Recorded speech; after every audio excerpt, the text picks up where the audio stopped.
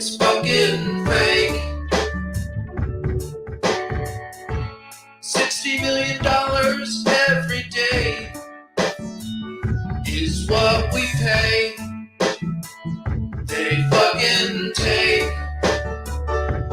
'Cause we're brainwashed, trained to believe man-made dark cosmology. A trap set by evil fuckers many centuries ago to dupe the population and take control of the world. Seen it all before, it's the oldest play in the book.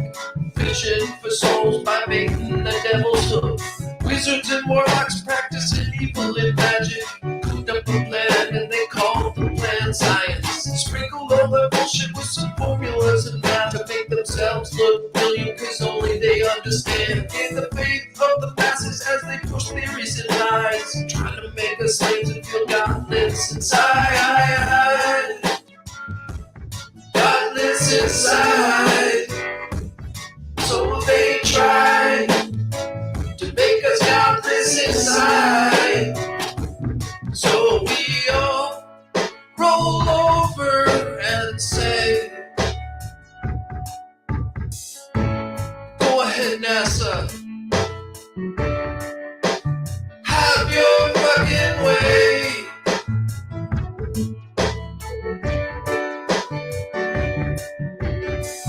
Why can't we see so much farther than they say? 50 miles plus across the ocean on a clear blue day. Why would they say it's a mirage you're looking at?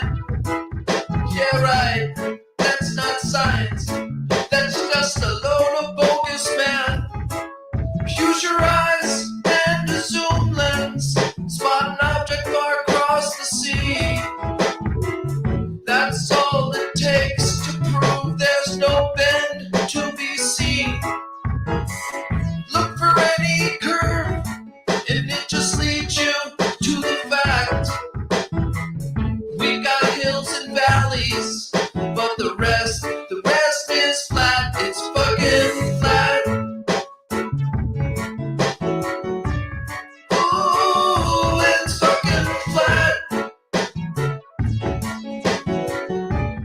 Ooh, it's fucking flat. Ooh, it's fucking flat.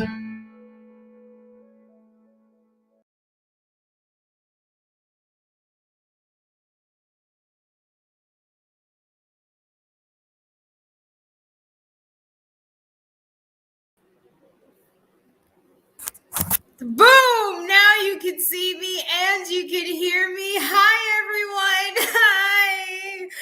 It's Flats. It's REL, Truth Seeker here in the flesh. Hope everybody had a good day today. Being here with you gives me a great day. So, yay. Okay, REL reads rainbows. And guess what she's going to read? The Secret Life of Your Cells, guys.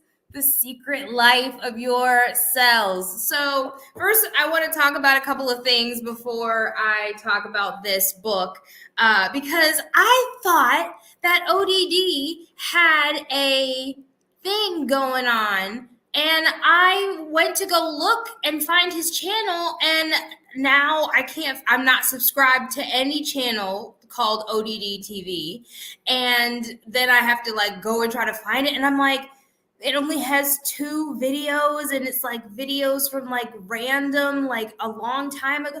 What is going on? What happened? What are they doing to us? They are seriously taking us down one by one. My channel is not even big. I feel like I have had so many amazing people shout me out, and I've had people come who have been interested, and I have gotten almost to 200 people. Okay, that's not a lot of people. That's a lot of people for me, but 200 people is not a lot of people in the grand scheme of subscribers out there in the millions. Correct? So, but my channel still even has comment spam. What is that? What is that? I can't even. So bear with me because as you noticed when I started, I was trying to figure out how to do things. I'm still not used to the transitions, but I will be one day. And I'm trying to figure out who all is here, but I need to, hold on, I need to stop sharing. Excuse me. And I see who's all's here and welcome everybody before we start. I normally, so I had tried to get it like on my phone, like you, so I didn't have to do everything on my computer. Oh my gosh, there's so many people here. Look at everybody. Awesome, Austin. Thanks for being here. Jess Palmer. Hey, Sue Finelli. Oh, I love you. That flat fellow. Hey, bro. Good to see you, Tommy. Young love. Sis, I love you. I love you so much. Thank you for being here. You guys are so cool. Hey. Oh, hey, Three Fingers. Hey, I see you. Kekalegi crew. Thanks for coming out, guys. I know ODD is on Rockfin, but still, like, what happened to his YouTube? Oh, hey, Brian. Thanks for stopping by. Great premiere earlier. I was there, but I wasn't really there because I was at work. But I was there. I heard some of it. So today, you guys, ODD, didn't he have a stream? Like, they're messing around with us. And I figured I would add a little flat earth music into this stream just because, I mean, they're trying to keep it down, but guess what? They can't keep us down. So I'm really excited about this book, The Secret Life of Your Cells, because I feel like it just it resonates with me on so many levels because it connects the supernatural to the natural for me. Does that make sense? Because this right here is clear indication of the fact that we can control and communicate with many different types of things in nature. And I'm choosing my words carefully, but I can't describe it any other way. Hey, Marika, good to see you, sis. Oh, hey, Ben Porter. I feel like I know you. I feel like I know you. I'm sorry, it'll hit me in a minute. And if it doesn't, just remind me. Your name is super familiar to me. Porter. Okay, anyway. What was I saying?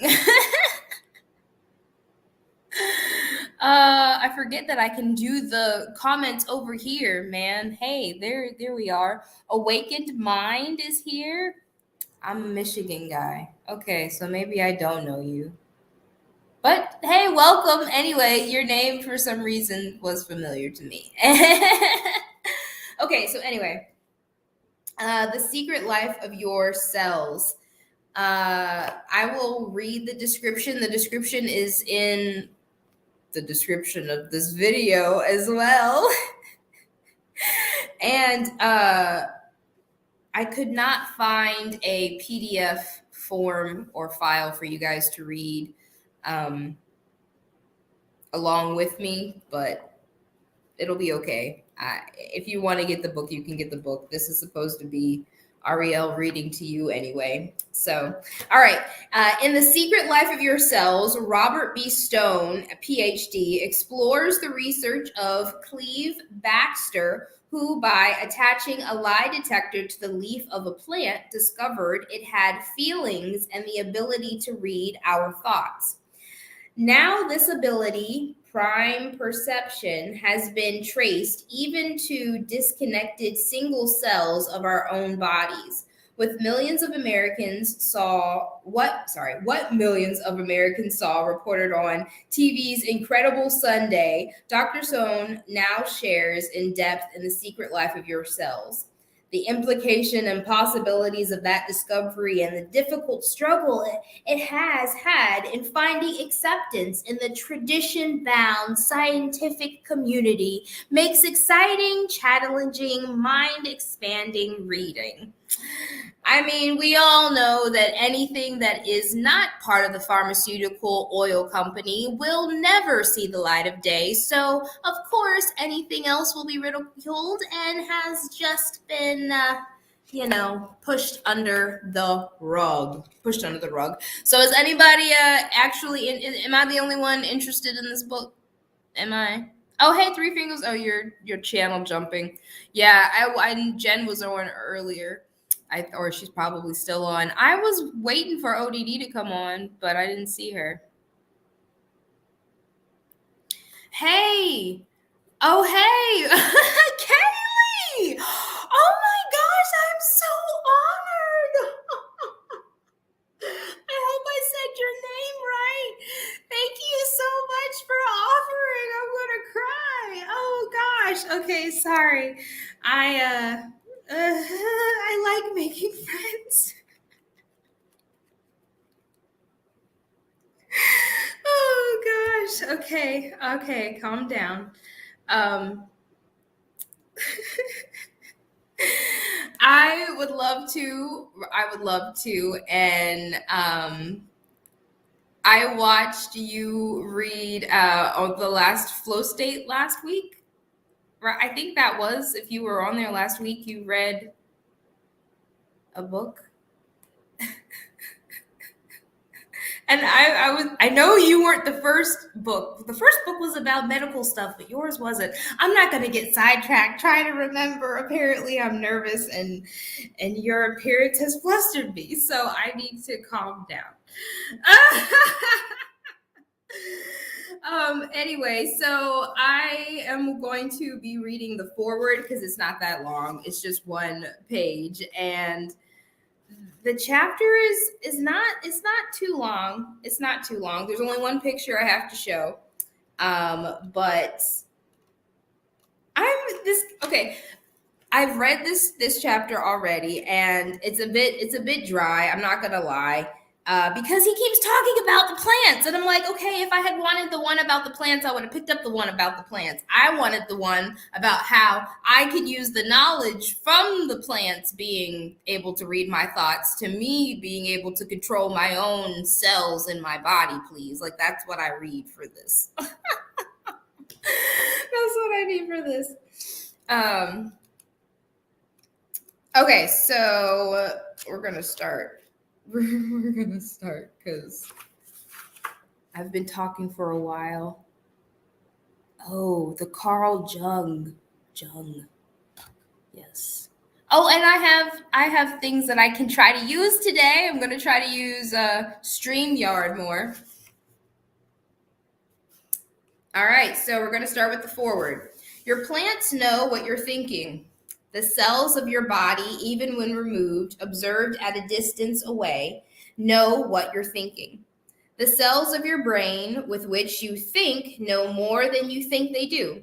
And if other primary perception phenomena that have been studied under laboratory conditions for 20 years prove out, the world may never be the same. When it became fashionable for people to openly talk to their plants in the late 60s and early 70s, a man named Cleve Backster made it possible.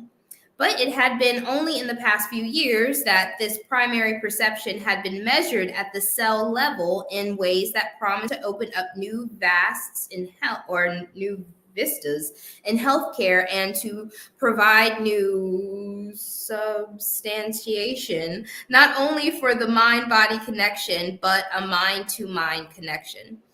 What made Cleve Backster decide to hook up a lie detector to a houseplant more than 20 years ago, we may never know.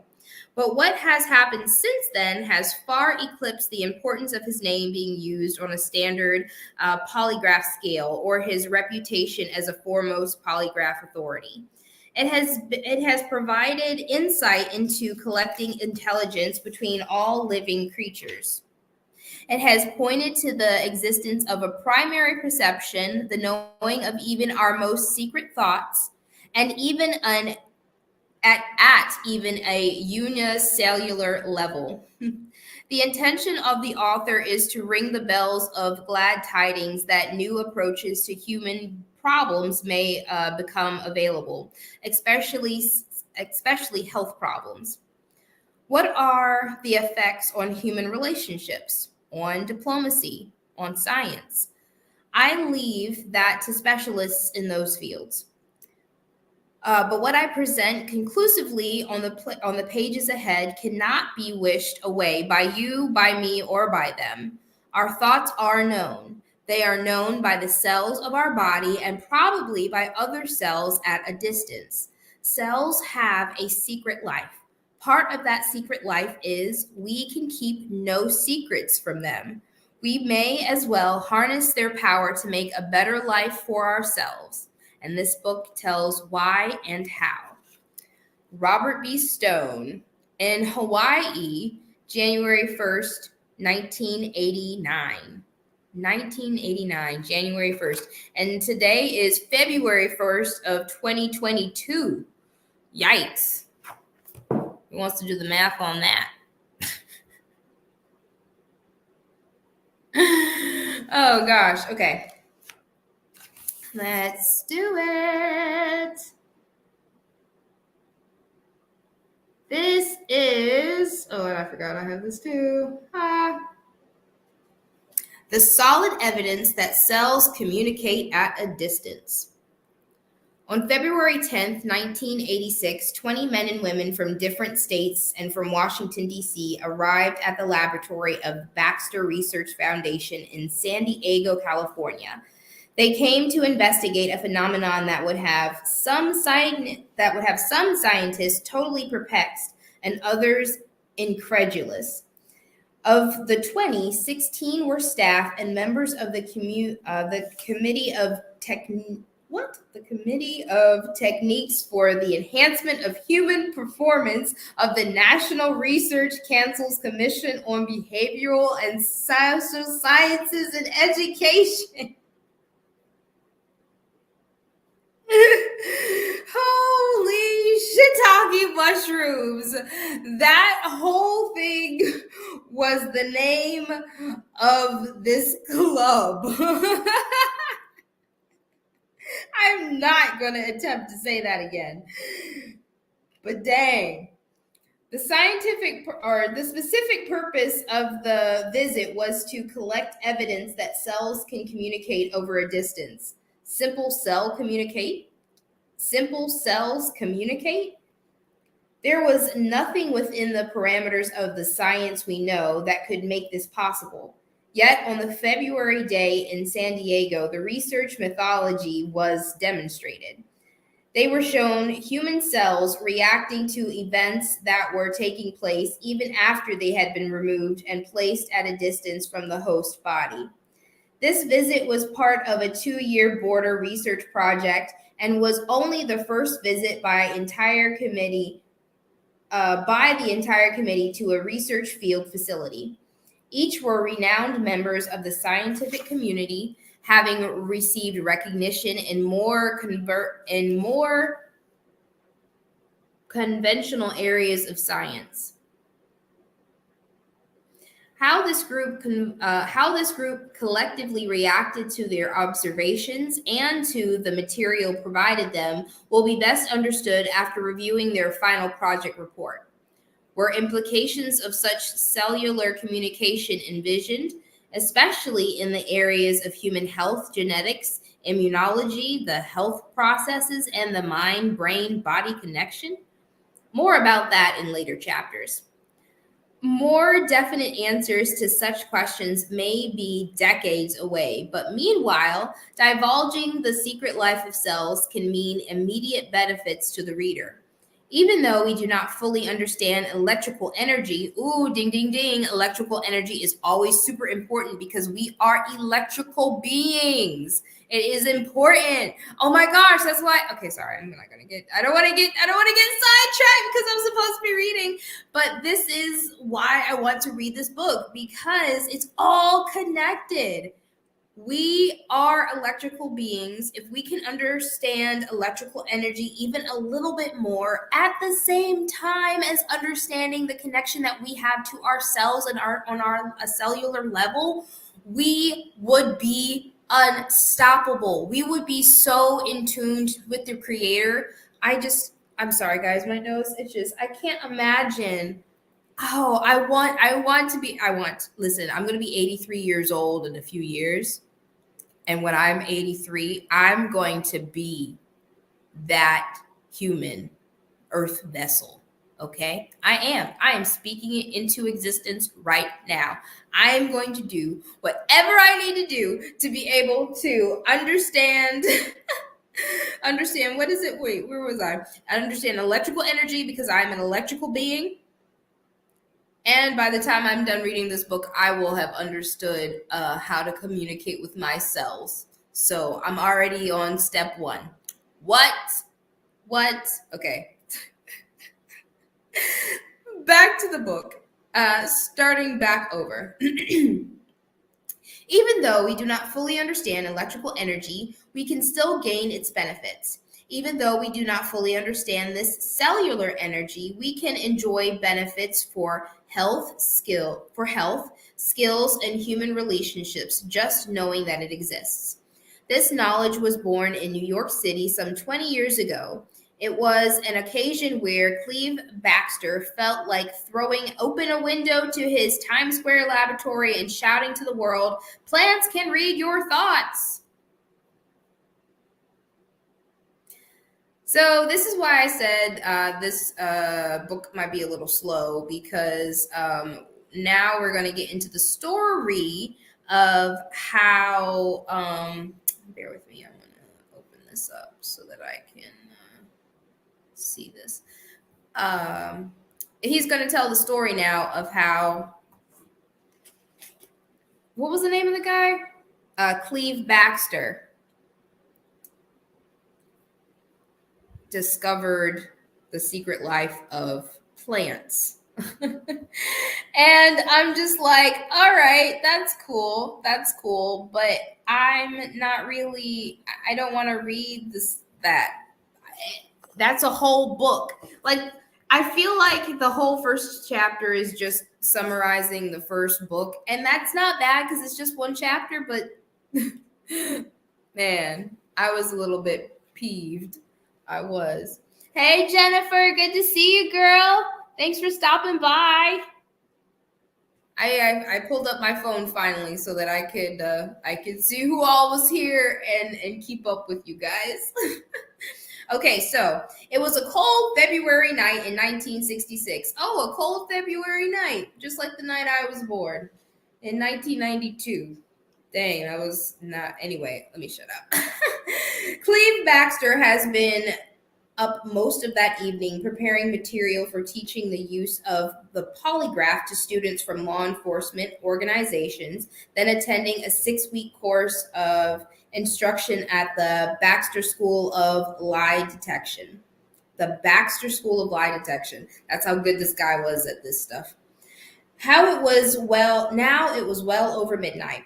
He sat looking at the only greenery in sight in that concrete metallic urban center, a rubber plant and we're going to have to do the names of plants, you guys, and this is just not going to be. Here we go. All right. A rubber plant and a dracena, a large leveled tropical plant similar to a mature palm tree, a miniature palm tree, a mature palm tree, a mature. Can you imagine having a mature palm tree up in your house? Your house must be a greenhouse. It was time he watered them. As he thought about the watering process, he wondered how long osmosis took. How much time would be required for the dracena plant to receive the water in its levels once the water was placed in the ground around its roots? He had the equipment to determine this. A resistance recording device, namely the Wheatstone Bridge. It is the basis of the galactic skin response, part of the polygraph. Okay, it's the basis of the galactic galvanic. I don't know why I'm adding a T on there. Skin response, part of the polygraph. If he connected it to a leaf, he should observe a straight upward climb on the polygraph, reflecting the arrival of the moisture. After carrying both plants to the sink and giving them a good watering, he returned the Dracaena to a location near the polygraph and connected the electrodes to the end of one of the long leaves using some rubber bands. Making sure there was paper in the readout machine, he then turned on the instrument. As the paper began to move, there was a downward trend instead of an upward trend. And instead of there being a straight line, as he expected, there was a serrated line. It traced out a series of small spikes, and the recording trended downward. The electrodes of a polygraph, when connected to a human, pick up changes on the skin's electrical properties. These changes occur when a person tells a lie. No matter how calm the person appears to be outwardly, internal body changes automatically occur, such as increased body cell electrical activity. Baxter was thinking in terms of how long it would take the water to go from the roots of the leaf where the electrodes were attached so as to attain a measurable upward trending of the tracing. Strangely, the tracing continued to trend on the opposite direction from that which he had expected. The tracing moved down instead of up. Then, what happened about 1 minute into the recording was to set the stage for further amazement. The tracing showed a change that, were it from a human, would qualify as a reaction indicative of deception to a crime-related questioning. Would qualify as a reaction indicative. Indicative.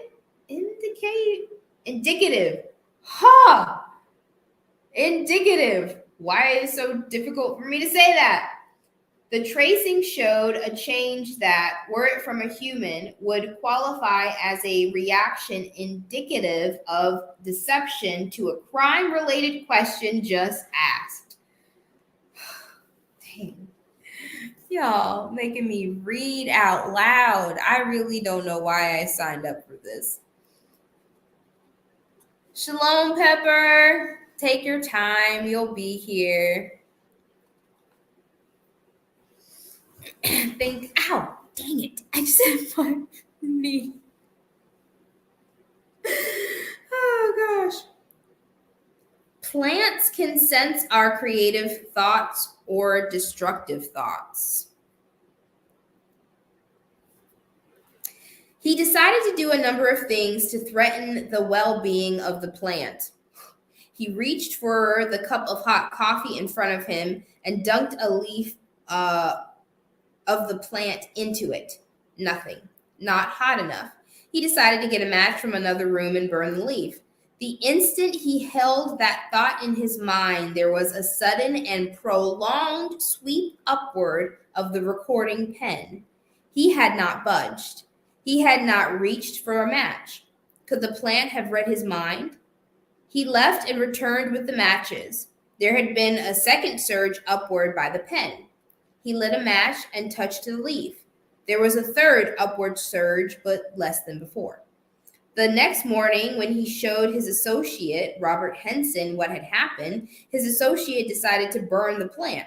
At that instant, a similar reaction occurred, but Baxter refused to let him actually harm the plant. When either of them only pretended to harm the plant, there was no further reaction. Did the plants know their thoughts so sensitively as to differentiate between when they meant it and when they didn't. Okay, so the plants know this, are so sensitive that they can tell the difference between when they're acting or not. Recalls Baxter. Have you ever been alone in a room but had a feeling of a presence with you? I saw that plant now not as a mass of chemicals, chlorophyll and water, but as something more, a living thing with the capability of some primary type of perception. The rest of the story is legend. Perhaps you were one of millions who read about the research in The Secret Life of Plants by Peter Tompkins and Christopher Bird. Or perhaps you read about it even before in National Wildlife, February 1969. Or in the scores of media stories and interviews that grew out of that. In March that year, Medical World News commented that at last research in ESP might be on the verge of achieving scientific respectability. I feel like anything that happened in 1969 is suspect anyway. Don't y'all? Like, there's something about suspect. No, but seriously, your plants know you. Girl, just wait, Kaylee, until I get to the rest of this story. I was like, yo, I be looking at my plants sometimes. Like, I wish I had you plugged up now, because I bet you be reacting to me all the time, and I wanna see you react. Okay, I've got another one. How a new direction in scientific research was triggered. As a result of a short article in the April 1969 issue of Electrotechnology, over 5,000 scientists bombarded Baxter with requests for reprints of the original laboratory research. More than a score of universities indicated they were taking up the research as soon as they could get the desired equipment. As disclosure, both written and verbal, began to take place between these scientists, many of whom were not able to replicate his results, the term Baxter effect became to be used by them, usually in the facetious way, but in accordance with scientific practice of tagging a discovery with somebody's name until the explanation or verification can be worked out. The initial research was well covered in The Secret Life of Plants. A research chemist demonstrated he could determine a person's thought through a plant. Electrical technician used a phylodendron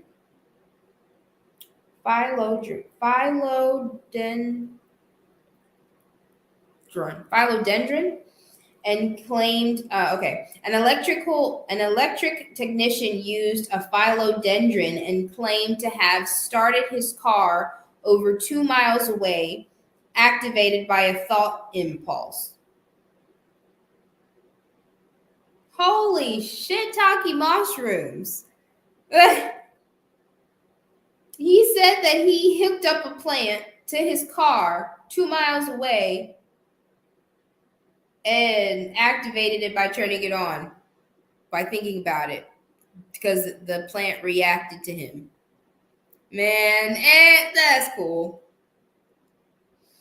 A chemist allegedly recorded an excited reaction in his house plants when he made love to his girlfriend 80 miles away. So much has happened since then. Yes, it appears that plants can know our thoughts.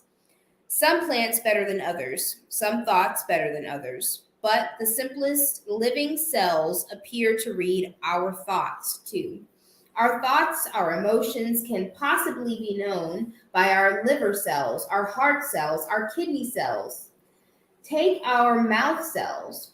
Even when removed a distance from our body and monitored with electronic Yeah, that's what I was going to say. Take our mouth cells, even when removed a distance from our body and monitored with electronic devices, they had been found in more recent research to react measurably to our thoughts and or emotions. There is strong evidence that points to our thoughts being known by cells, organisms, plants, animals, and brain cells in other people. There is evidence too that plants and animals know each other's thoughts. So we're all just on this like one big circuit. Yeah, saliva. No, saliva. I think he means saliva. Did he say saliva? That's what I pictured when I read it. But he did just say mouth cells. When removed a distance from our body and monitored, they've been found in more recent research to react measurably. No, it definitely has to be saliva. That the implications of that are huge. Yes, it is. Yes, it is. No lie. Can brain cells communicate with blood cells? Yes, they can. Mouth, yes, the mouth swab, throat swab, exactly. Sorry, keep reading, okay.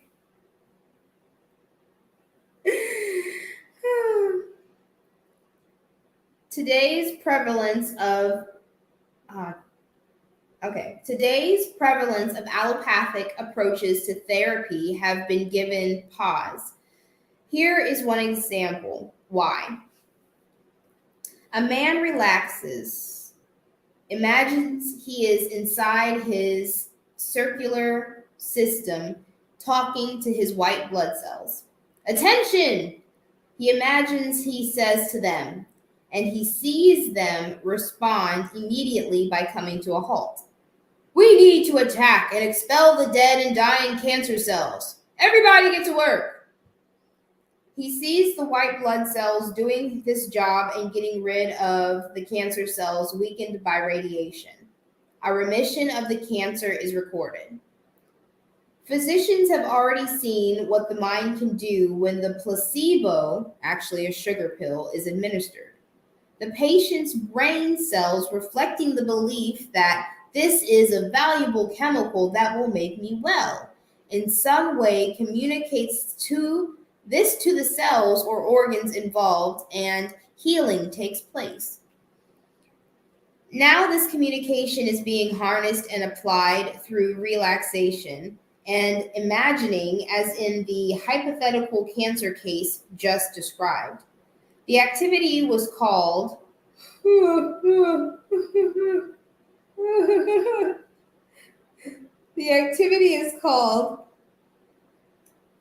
psychoneuroimmunology. Yeah, psychoneuroimmunology.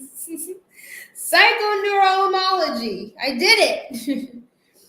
Its respect is a growing branch of research, is confirmed by the demonstration with initials the initials PNI. PNI. Okay, good. So we don't have to keep saying that word over and over. But I'm going to forget what PNI stands for, and I'm going to think it's three different things. Okay, hold on. PNI, psychoneuroimmunology. And what is this? What is this psychoneuroimmunology? The communication is being harnessed and applied through relaxation and imagine. Okay, so basically, all right. Thank y'all for indulging me. I just had to make sure I kept up. Okay. How does PNI work? A possible answer is being supplied by Baxter's work with cells and the discovery of their secret life. A primary perception has profound psychological implications, which we blithely Blithely. When was the last time I saw that word? A primary perception that has profound psychological implications, which we blithely call biocommunications. You mean to tell me that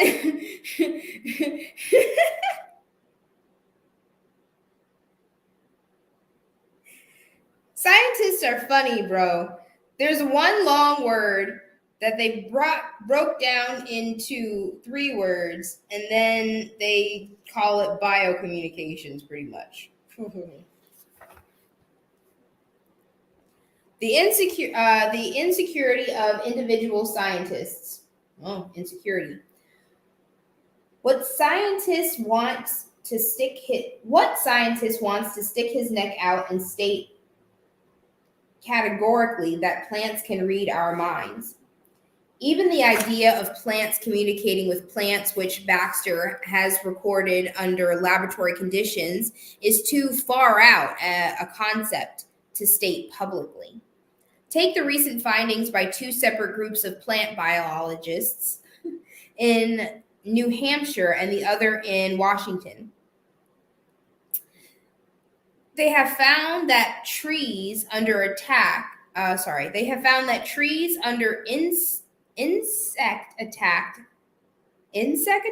convey warning signals to their fellow trees, which then take defense measures to protect themselves against the insects.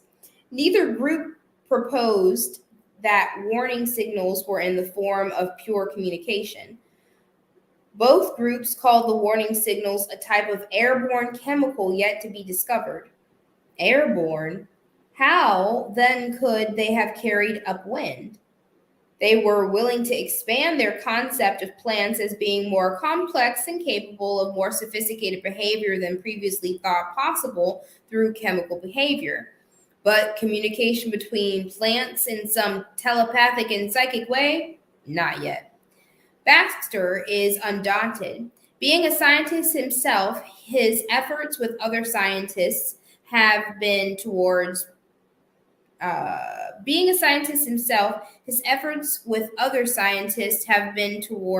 having them keep an open mind.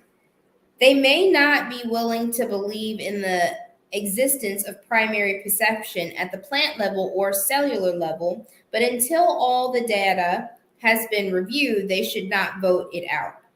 An open mind is the hallmark of a scientist, but not all scientists have the courage to display it. Oh, I didn't know I could do that.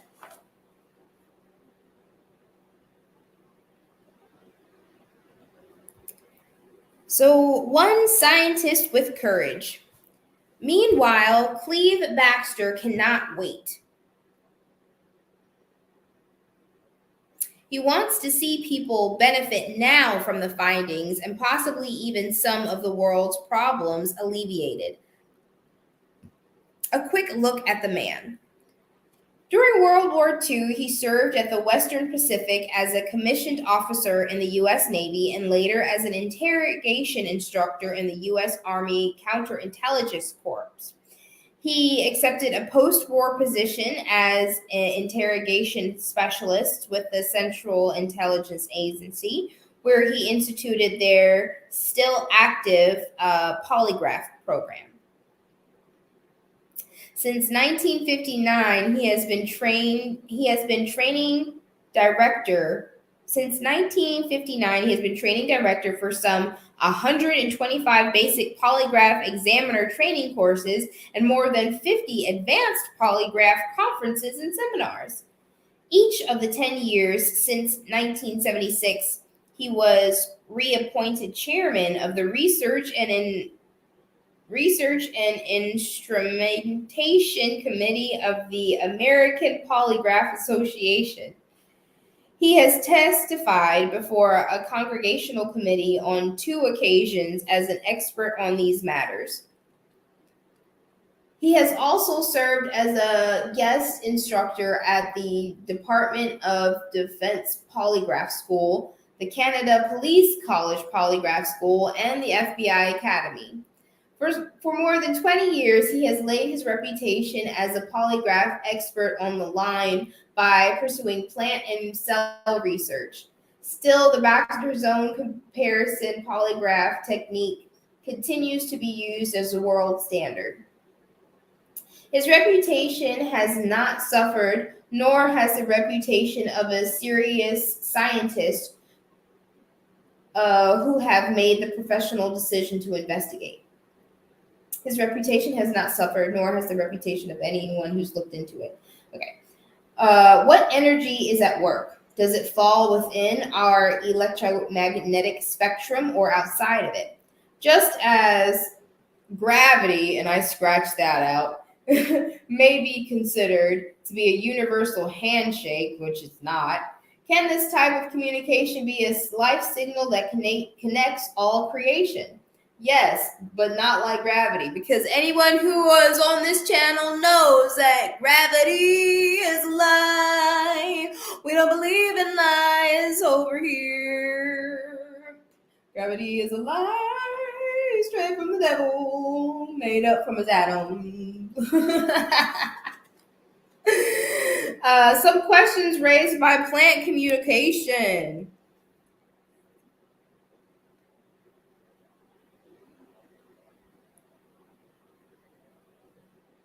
Oh, sorry guys, my phone. Ow.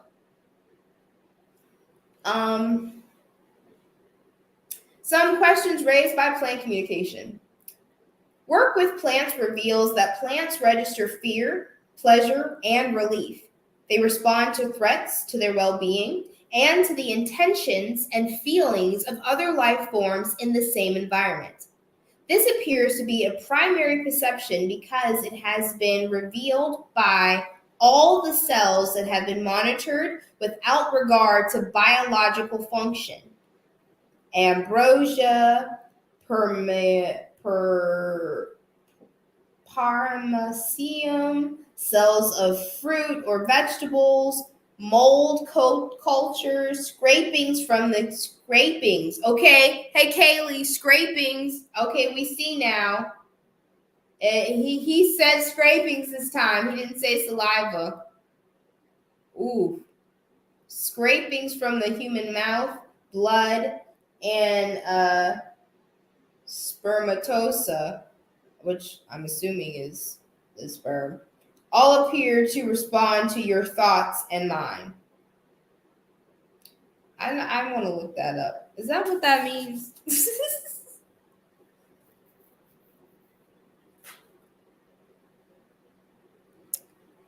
My pap. P-A-P? Your pap smear? Oh, is that what that is? Are you telling me that is that what spermatosis is? Is that even what I'm saying? SPERMAT.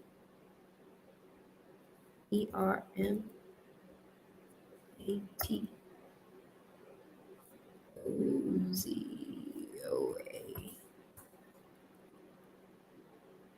Yeah. Okay, I just want to make sure I was right.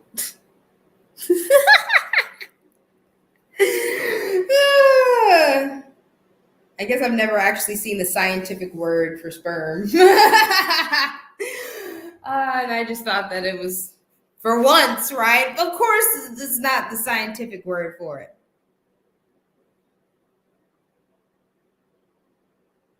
Oh, listen. Oh, they take so many cells. They take so many samples of us. Listen, you leave with less of you than you came with whenever you leave the hospital. That's all I'm gonna say. Okay, so anyway, all of those different types of cells have been monitored to appear to respond to your thoughts and to mine. What is the answer? Is there a life force field in which we live, move, and have our being? Is Dr. Rupert Sheldrake's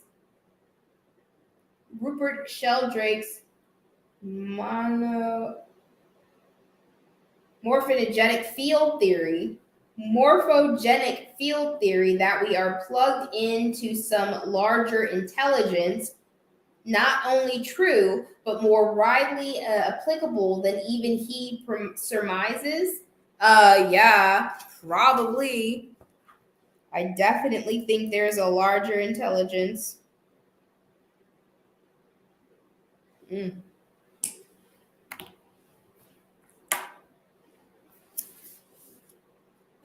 These are heavy questions, but the answers can be only a few thousand lab hours away, only a small fraction of what has already been invested in, say, a cancer research. In fact, it may be one of the factors that will contribute to our understanding of cancer. Why has this research failed to amass any sizable volume of hours when it was triggered to begin all over the world in the late 1960s? This deprives us all.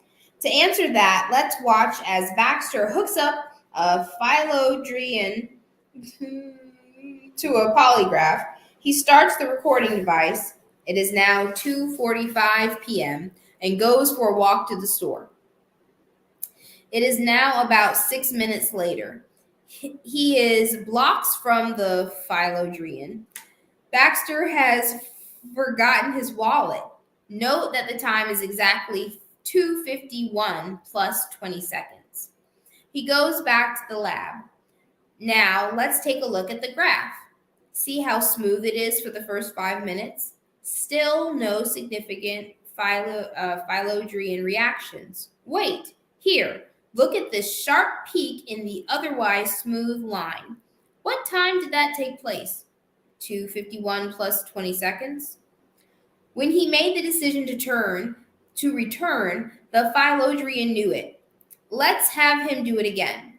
He will repeat this exactly. He will walk for 6 minutes, then come back. Ready? Set set the polygraph again. Away he goes. Now he is back. Where's the spike on the readout? There is none.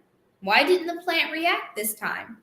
The answer to that question is the answer to why researchers throw up their hands, walk away, and report the Baxter effect cannot be proved because it is not repeatable. Ooh, but if it is repeatable, it is repeatable because if a consistent reaction is still a reaction, you just need to be willing to see the different types of reactions. Oh. Plants appear to know when you are play acting. Here is apparently why the phylodrian did not respond the second time around. It perceived of the plans in advance.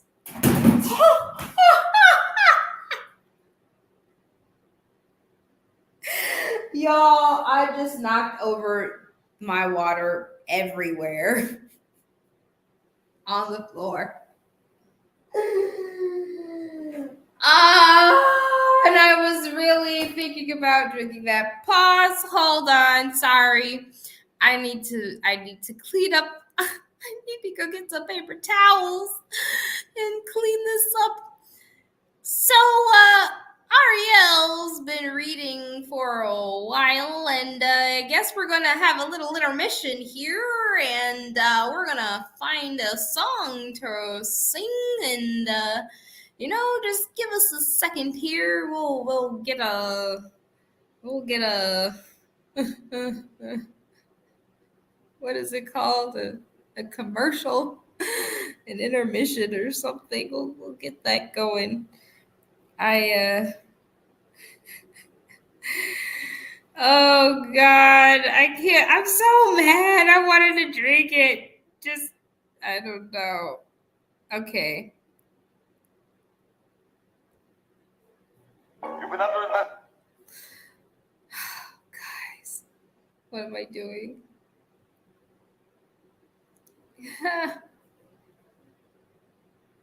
The water is going everywhere. Sorry. I'm okay. Everything's okay. We're doing good. I'm just going to let you guys watch this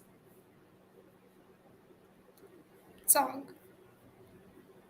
if I could play it. Investigation, Mr. Wordsworth, you're found to be obsolete. Whoever the jury needs to make a finding in the matter and make a sentence accordingly. Do you understand that? I understand that. Your occupation? A librarian. What? A librarian. Since there are no more books, Mr. Wordsworth, there are no more libraries. The field investigators in your sector have classified you as obsolete. There soon may be a time when the robots come alive and the unavoidable battle of flesh and metal will arrive. When the computers made to serve us suddenly become aware through demonic-like possession that's been programmed to prepare to replace belief in God with a mechanical device. It can change its shape and make a face just like the Antichrist. It's the evilest incarnation that promises transformation, the technological abomination that causes desolation. It's been prophesied to come alive. We've known it throughout time, from the book of Daniel to every sci-fi movie storyline. It's a collision course, and yes, of course, we've set our course to fail. It's an imminent conclusion in the making. Every detail has been analyzed and advertised and televised to see, to synthesize and recognize mankind bionically as our rights and freedoms crumble and our liberties deplete. How long before they pull our plug and make us obsolete? There is no God. The state has proven that there is no God. You cannot erase God with an edict. You are obsolete, Mr. Wordsworth. Why? No man is obsolete. You have no function. You're an anachronism, like a ghost from another time. I am nothing more than a reminder to you that you cannot destroy truth by burning pages. You're a bug, a crawling insect, an ugly, misformed little creature who has no purpose here, no meaning. We may pretend we're in control, that we're still behind the wheel, but soon they'll take that too with the driverless automobile, and it will absolutely seem crazy to kids in future times that we actually could drive our cars and that it wasn't a crime, that once there was a day we weren't controlled by the machines. In the past, when things were crafted by the hands of human beings, when patience was a virtue and quality was key, and the products we created were artistic and unique. In the age when books were digital and libraries were real, and the things we own were in the cloud but in our hands to feel. When photographs had solid mass and music was on vinyl, and people made the most of things before the word recycle. If something broke, you'd fix it, and there were parts you could replace, and the things you couldn't find or afford, then you would make. You would guarantee or warranty without terms or conditions, and a monthly contract wasn't needed, and nor was a subscription. I am a human being. You're a librarian, Mr. Wordsworth. I don't care. I tell you, I don't care. I'm a human being. I exist. If I speak one thought aloud, that thought lives, even after I'm shoveled into my grave. Delusions, Mr. Wordsworth. Delusions that you inject into your veins with printer's ink.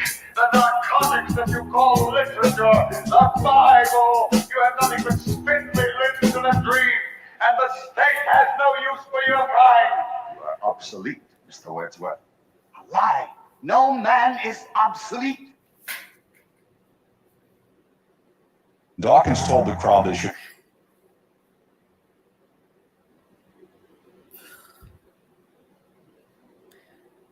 Okay. Things are cleared up. Oh, that was funny. That was funny. It was pendulum. You watch it come, you watch it go.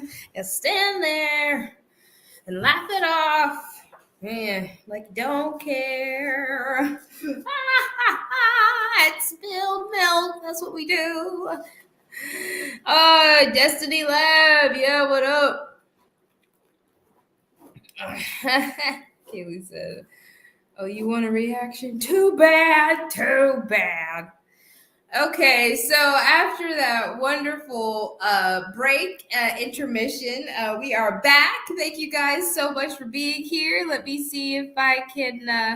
Is there anybody on Facebook that's watching? No, we're good here over on Facebook. But I don't know. Can I see over here? How many? Who's all is here? Hey, I don't know.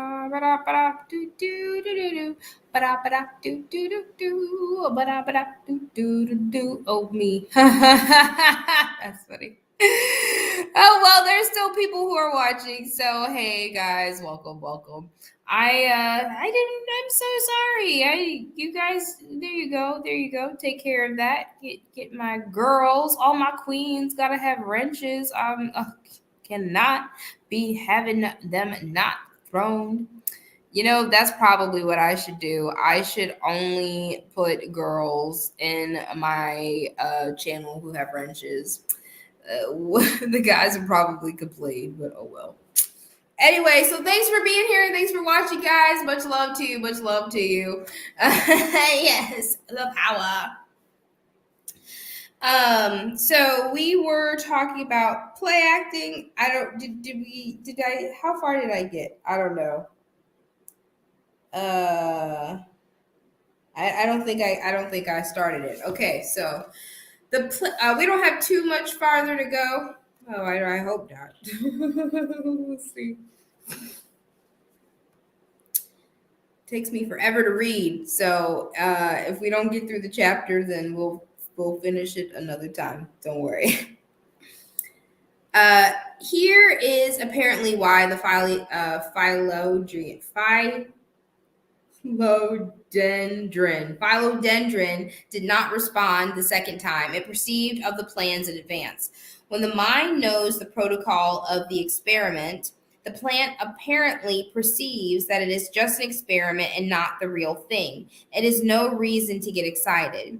Confront classical scientists with the fact that the thing needed to make an experiment scientific, namely protocol, is the very thing that makes it unrepeatable, and they throw their hands up in the air. Don't blame them. Backster has had to devise ways not only to automate these experiments, but to make them spontaneous. Automation fits the concept of protocol, spontaneity does not. The philodendron registers apprehension when a dog passes by. But take a dog by again, it demonstrates this to another scientist. But take a dog by again to demonstrate this to another scientist, the philodendron registers nothing.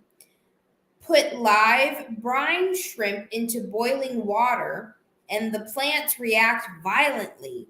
Repeat it, and there is much less of a reaction, and perhaps none at all.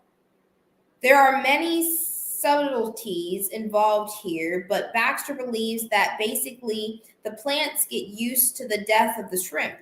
They adapt to it. They adjust to their environment.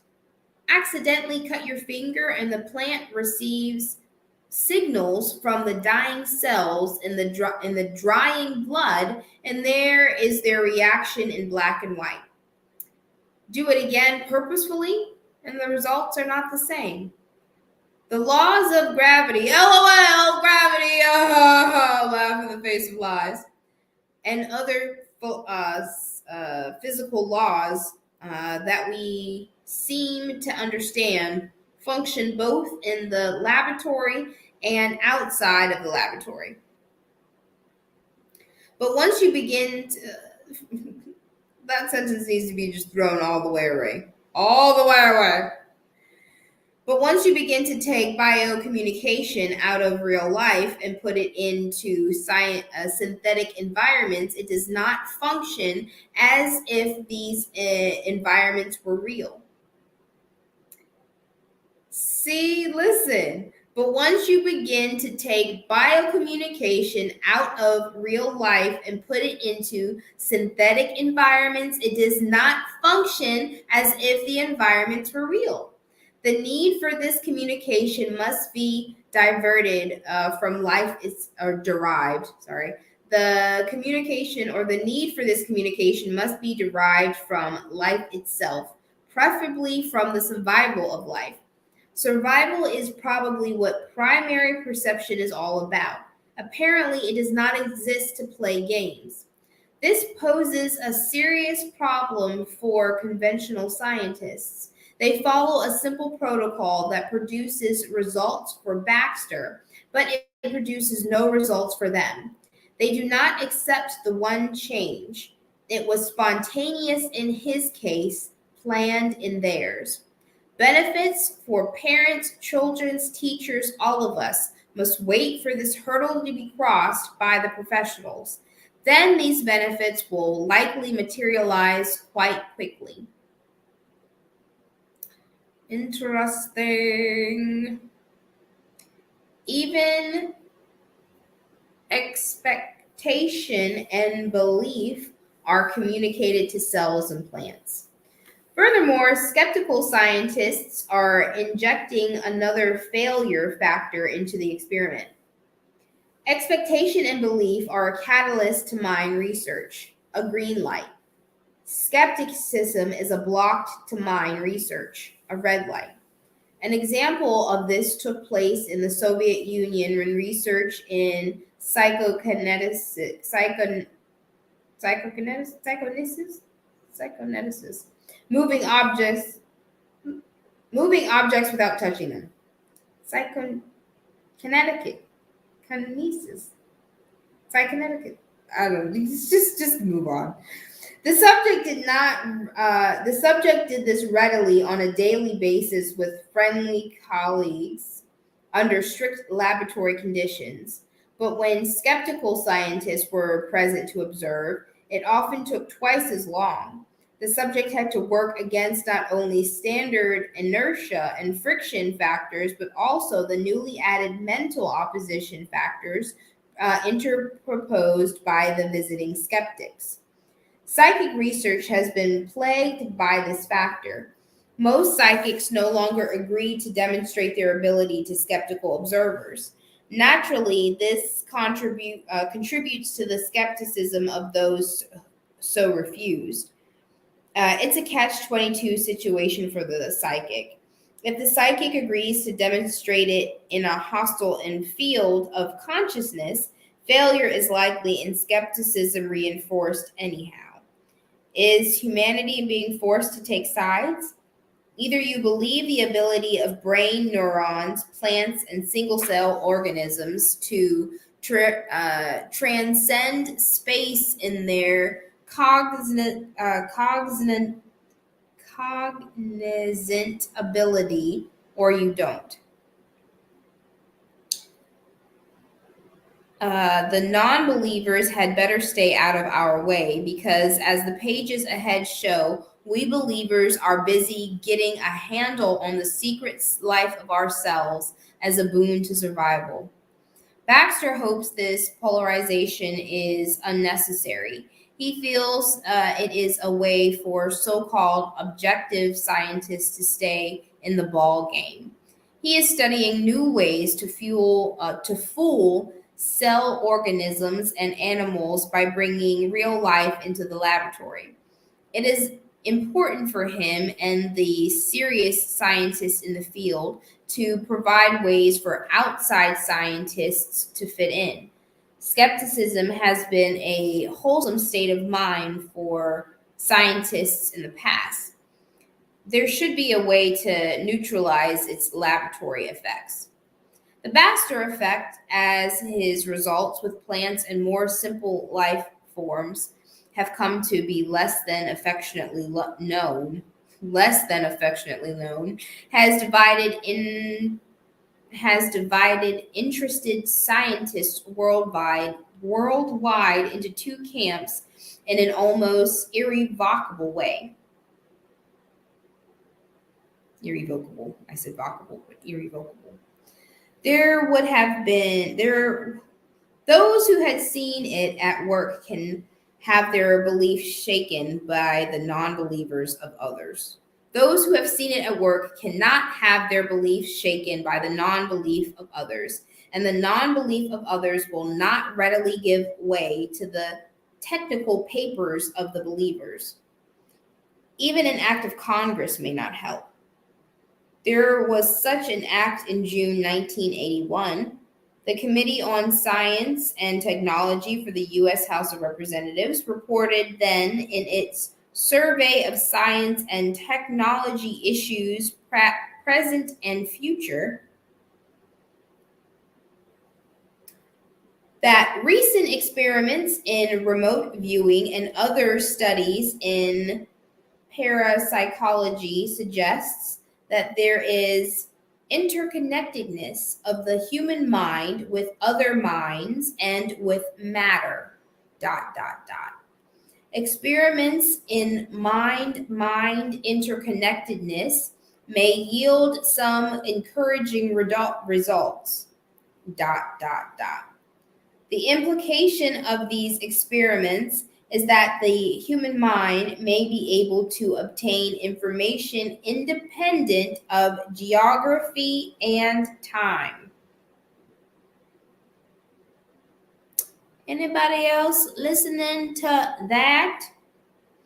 So y'all need to go find the Survey of Science and Technology Issues Past and Present from the Science and Technology of the U.S. House of Representatives, June 1981. So we can find out what all these ... dots are. There is an organization of people in the U.S., or I could say, there is an organization of people in the United States who believe that the Earth is flat. Woo! Right here. Hello. Sorry, I'm in a building where I shouldn't be.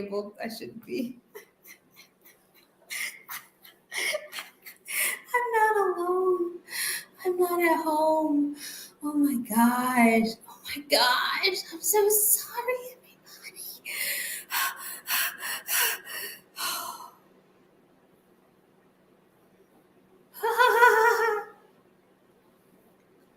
So, yeah, I really hope I didn't disturb anybody else right now. I mean, it is almost like 11 o'clock. I hope I didn't, but in case I did, I'm not supposed to be screaming.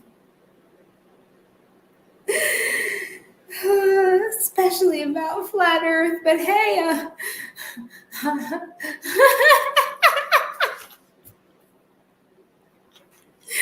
can't stop laughing.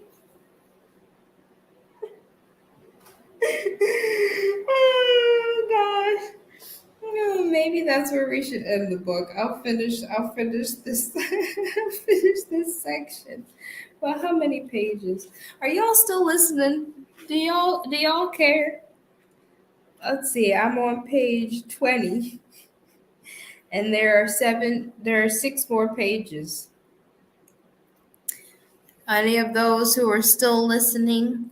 Anybody on Facebook? Nah, nobody's ever on Facebook, but it's important to be putting it out there anyway. I'll see, I'm being super soft now. Shh. Anybody, if nobody says anything, I'm gonna go. Oh, you're here? You all caught up now? Pepper, did you hear what I said? How I screamed? Oh gosh. Kaylee says finish the chapter. Okay, I can finish the chapter. As long as there's people who's listening.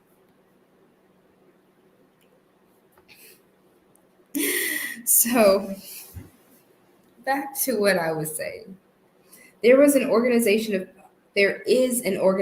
people in the United States who believe that the Earth is flat.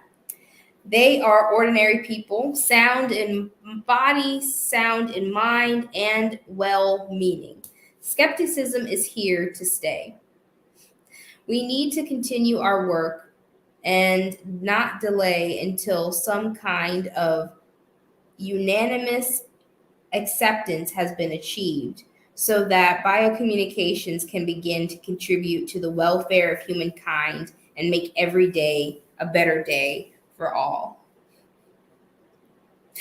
I love that how he uses, everybody uses flat Earth when they want to talk about being crazy or being different. If that is the most extreme. It's like, yeah, there's people out there who believe the flat Earth. Yep, there are. And skepticism is here to stay. You're right. So our thoughts are known. Let me go back to StreamYard. Our thoughts are known. The concept of our thoughts being known is intimidating to everyone. You mean to say that my wife knows when I'm thinking of another woman? Maybe. Probably. But perhaps the subconscious brain neurons that are her receptors in this case react with, so what? And it never reaches her conscious mind. You mean to say my competitor knows what my plans are? Maybe. But perhaps the brain neurons that your competitor's receptors in this case are more concerned with his own plans than with yours. The more important receptors than the brain neurons of your spouse or your competitor are the cells of your own body. Do you feel guilt? Then guilt may well be communicated to the cells of your body. You may be interfering with the effectiveness of some kidney cell receptors or some liver cell receptors. Do you feel hostility toward your competitor? What hostility would quite likely that hostility could quite likely be disruptive to some cells in your body that are particularly sensitive to hostility. The mind is constantly thinking, and its thoughts are known to the living cells in this world that are in some way involved with those thoughts. It is less important that a scientific fact that the phylodrian knew Baxter was coming back to the lab as it is that your heart cells know you are under stress.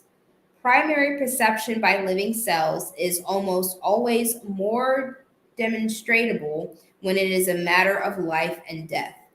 Knowing about primary perception and how our thoughts are known by our vital organ cells can be valuable knowledge in the growing understanding and acceptance of holistic approaches to health.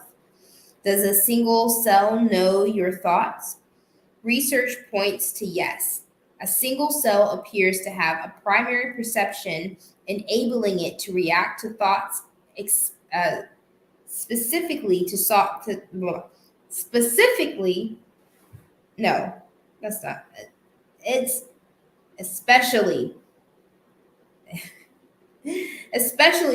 with high emotions or thoughts of life or death. Don't you just love how I only get caught up on some words and not others? Oh, this is why telling yourself loving and healing messages is so important. Yes.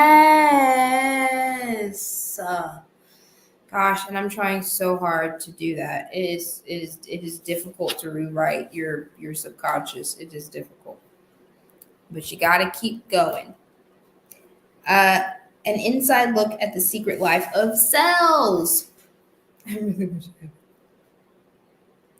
Here is an example of a laboratory demonstration of this fact. It is just one example. Of hundreds that Baxter has recorded. Some are high quality, others medium or low quality. This is a high quality example.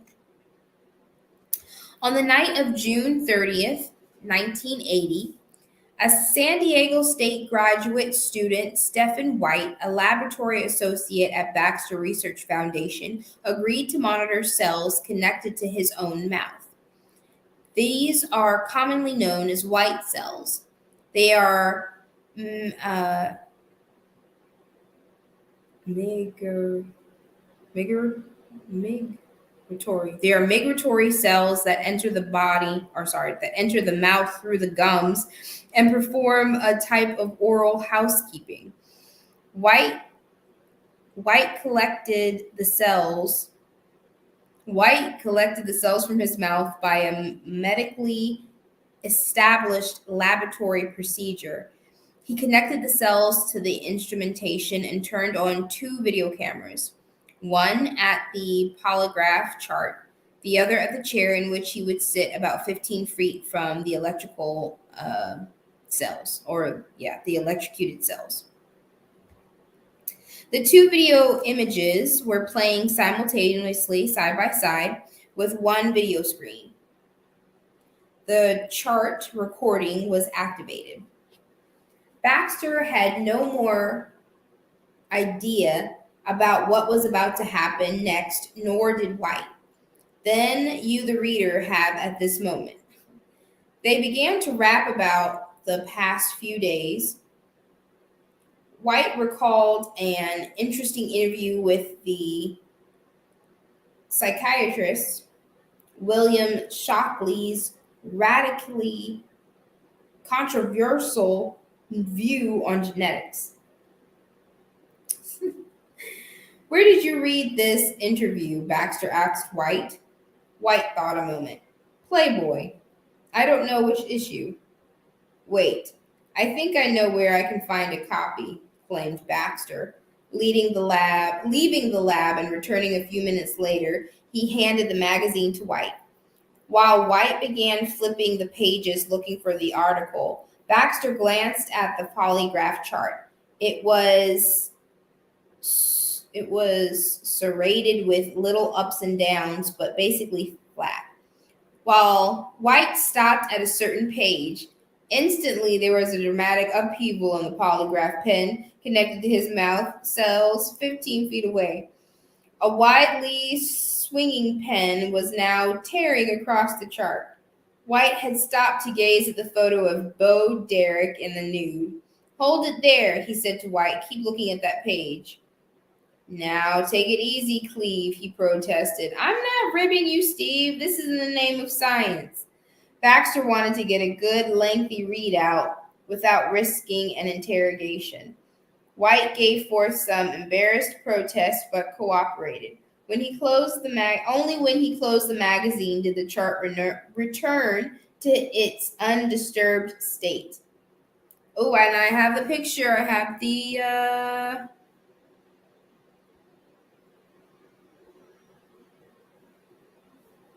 I have the chart to share.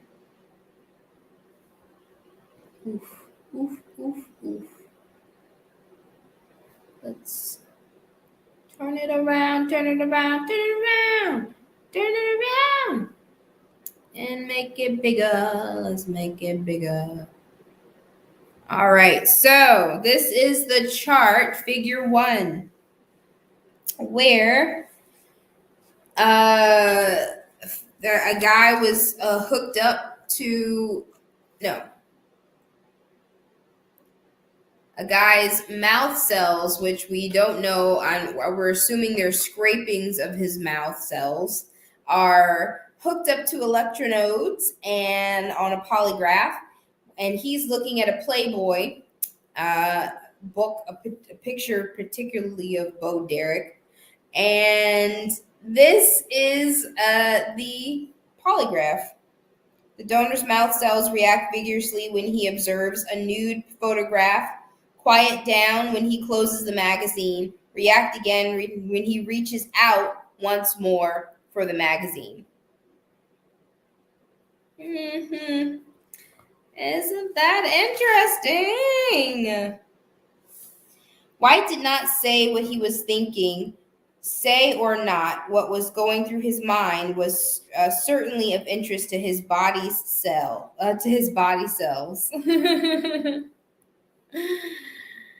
Oh man.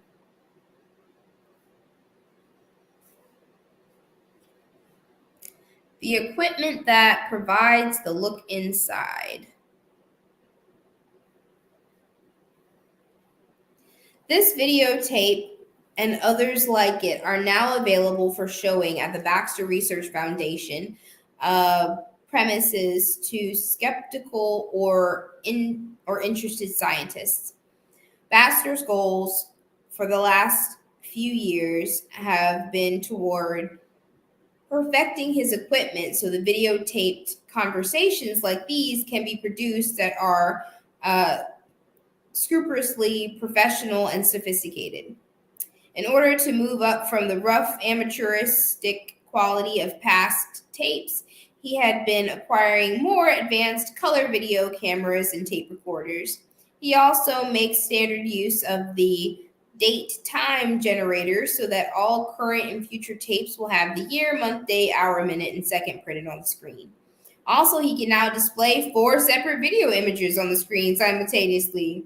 A special television microscope can videotape the reaction and movement microbes. A time-lapse recorder has also been acquired, and there is more equipment on the way. This is funny because this is, when all that stuff was like top of the notch, and now it's like, they pulled together all this antique stuff and still got some awesome results. Still got some amazing results. The kind of cell perception currently measurable. What does he do in the meanwhile? He makes a lot of observations and measures a lot of reactions. But one important ingredient of protocol permeates all his activities. The mind must be kept free of protocol in the classic sense and open to spontaneous occurrences. Have the specific observations with White been replicated? No. And they probably never will. That person's mouth cells, that issue of Playboy, that picture of Bo Derek. You might substitute properly for each of the factors, but can you substitute for spontaneity and consequently for reality? Can you substitute for spontaneity and consequently for reality?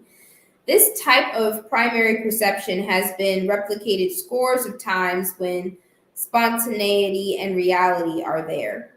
About 2 years later, in 1982, Backster was being interviewed by a reporter in order to permit some spontaneous occurrences that would demonstrate this ability of mouth cells to read our thoughts.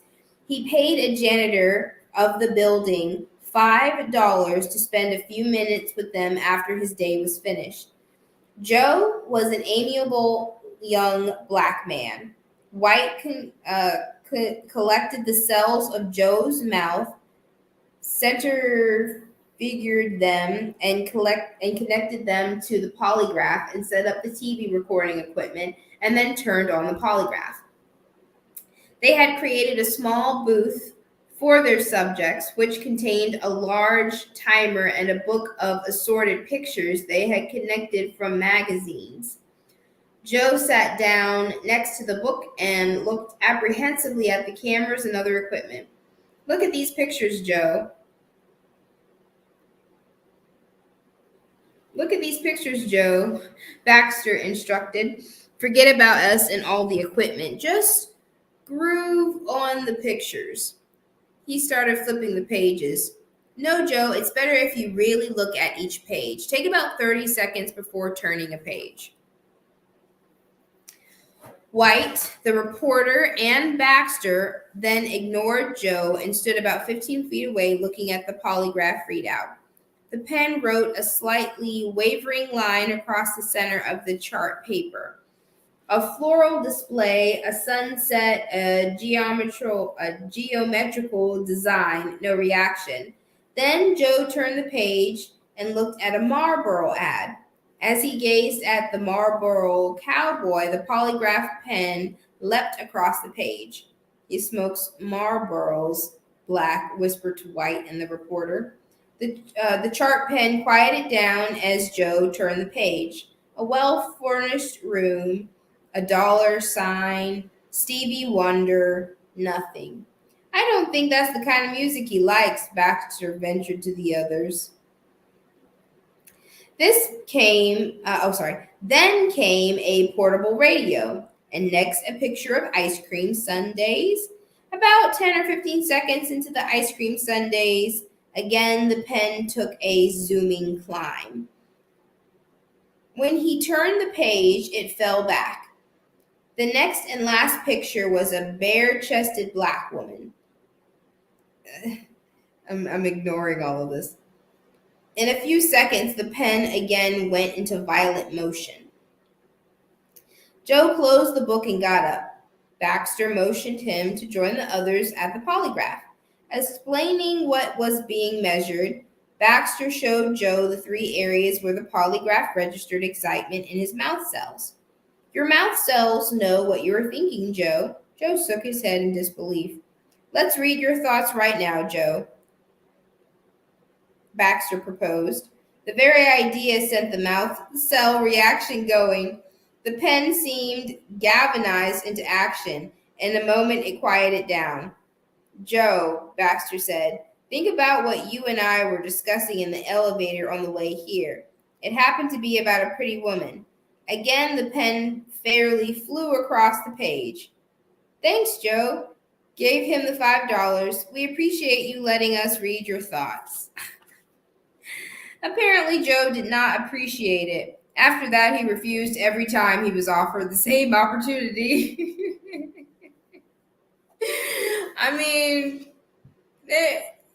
I would have sat there. Like, yeah, I'm just looking at pictures. And it's $5. $5 for what? 5 minutes? That's not bad. Get you an extra $5, Joe. It's okay that they know that you are a man who likes women. I mean, you don't have to smoke cigarettes, but we all have our vices. I have before too, so whatever. Let me stop. Because we're on the last one. We are at the end of the chapter, the most important cell messages that may soon be measured. Can any grand conclusions be drawn from these mouth cell observations? No, except that cell perception is in evidence.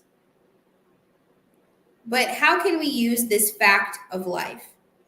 Perhaps medical research in hospitals should be observing liver cells, artery cells, heart cells, kidney cells, etc., and record what kind of thoughts most severely affect each vital organ and system. This leads away from allopathic medicine and in the direction of holistic approaches to disease prevention, and so would not generate funds from the chemical and medical manufacturers. It would probably have to be a government-sponsored activity. But because the hospital and medical bills are soaring, Medicare and Medicaid are risking financial trouble.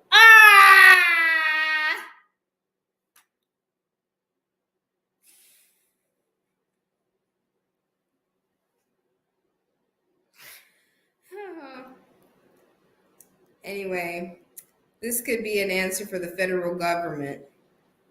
It could also be an answer to some incurable death-dealing diseases. How Baxter's research dovetails with other research now going on will be covered in the chapters ahead. How Soviet scientists have related to this work will be covered. We will be examining the two-edged sword, the human mind, and we will be sticking our editorial neck way out and suggesting how, by knowing what our human minds are thinking, we can apply this knowledge to the secret life of cells to benefit our lives starting now. First, let's start with an update on plants. Y'all. So that is chapter 1. And chapter 1, once again, was the solid evidence that cells communicate at a distance. That's definitely some solid evidence in my estimation. I'm going to turn this off now. That was probably annoying, wasn't it?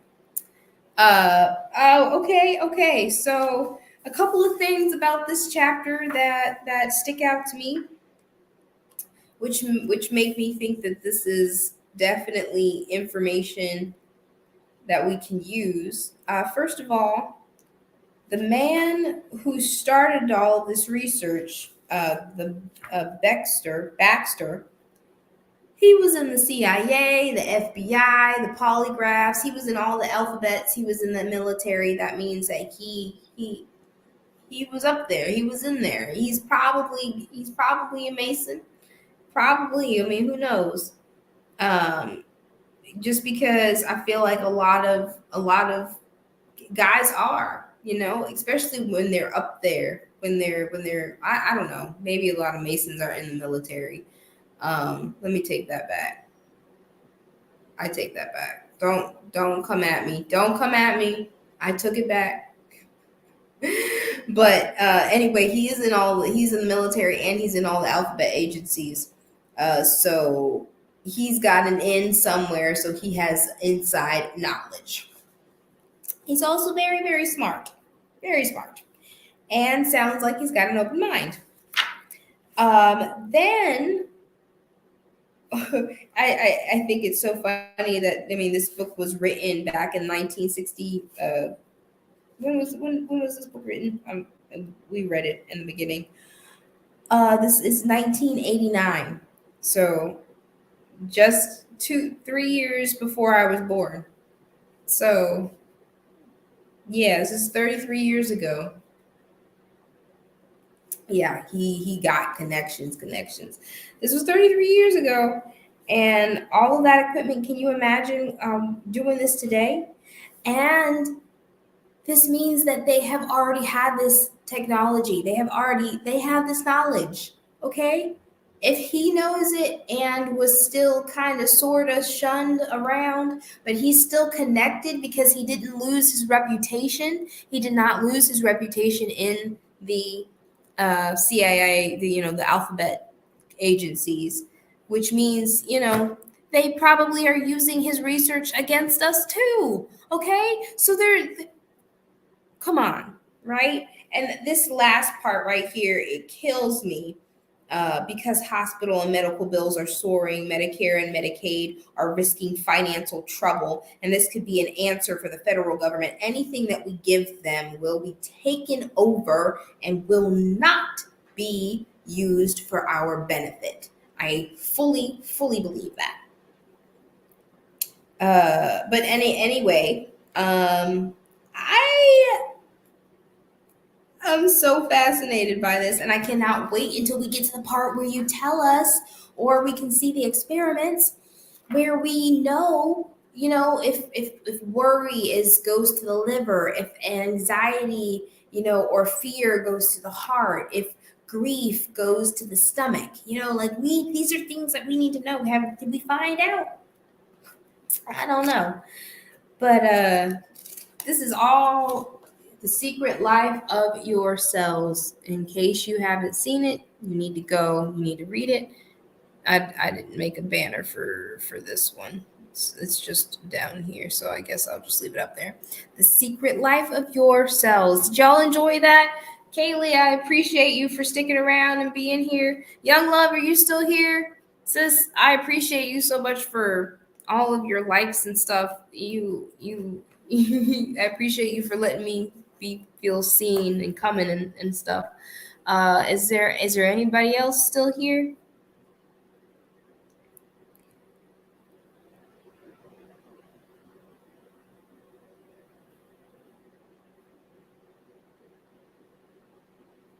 It was my pleasure. I hope to come back again next Tuesday. Things are up and down always.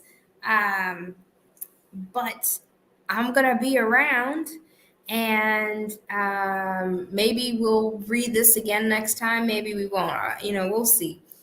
This is REL reads Rainbow's Russian Roulette. That's what I need to rename it, because you never know what book I'm going to read. You just show up and you get read to. Oh gosh. And wow, this has been a good stream. I did a long time.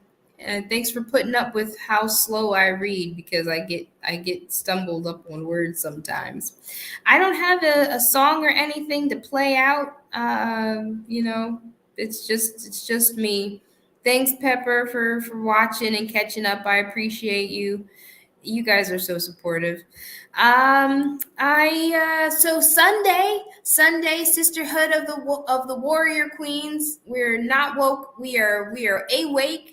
We have been awake for a while. So Sisterhood of the Warrior Queens on Sunday at 4 p.m. with Miss Mays. I'm so excited to meet her. And yeah, you guys have a great week. I love you. This has been great. Stay flat and remember to not trust the government. I will one day have an outro, but today I must sing a goodbye. Goodbye.